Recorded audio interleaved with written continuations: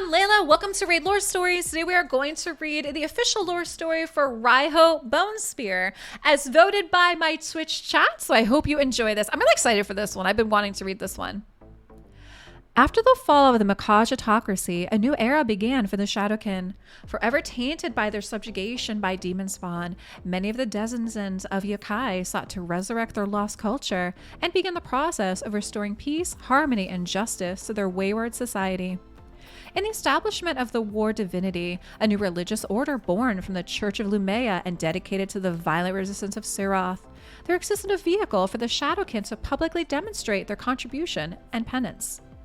After the dismantling of the pirate fleets that the Makaj had unleashed upon Teleria's seas for years, concerted efforts were made to restore trade with neighbors beyond the Sky-Iron Dominion. Though it was painful, many of the most violent and unpredictable leaders who had led the rebellion against the Makaj and helped bring down the terrible regime were killed or exiled to make it clear that a new era of stability was being ushered in. The cumulative effect of this regeneration is that the Shadowkin began to restore themselves in the eyes of the wider world around the path to redemption. That was not something that all Shadowkin were seeking, however. From the beginning of her life, Riho Bonespear was taught how to destroy.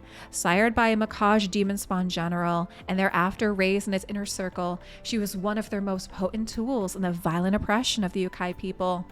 Bent, beaten, and broken into a creature of pure contempt and malice, her early life was spent being honed into an agent of chaos. Her ferocity and skill with a spear, coupled with her deft powers of manipulation and persuasion, made her an unforgiving adversary.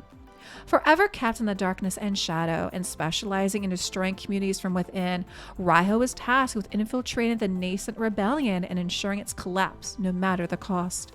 She knew the rebels would suspect her, given her demonic visage, and so when she found a resistance cell to infiltrate, she lied to them, spinning a tale of hate and anguish to convince them she wished the Makaj to fall.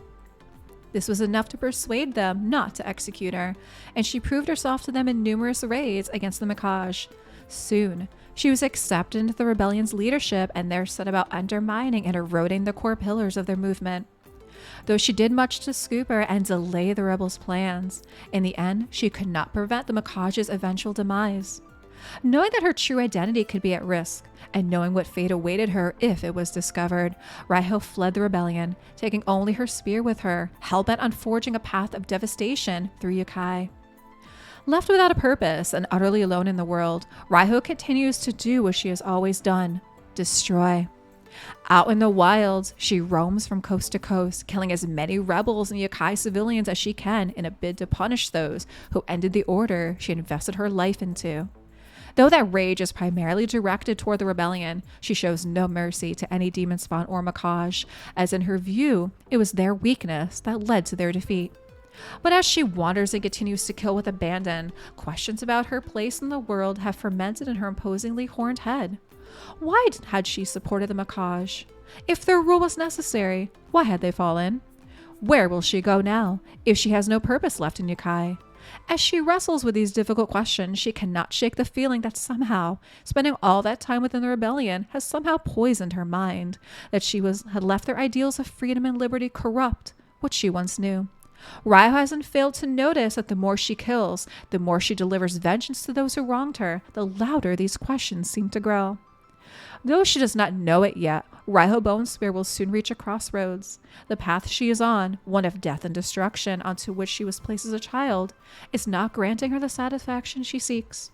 The questions that plague her conscience will not quiet, and the rage that drives her will is starting to wane. Should she have the strength to push beyond what she was told about the order of the world, to see past the ideology of hate, power, and subjugation in which she was raised, she may yet find a purpose far greater than the one she had in the Makaj autocracy. For the first time in her life, Riho's future is in her own hands. All right, this is the official lore story for Riho Bonespear. I would love to know what you guys think of this story. Drop me a comment down below, and thanks so much for watching.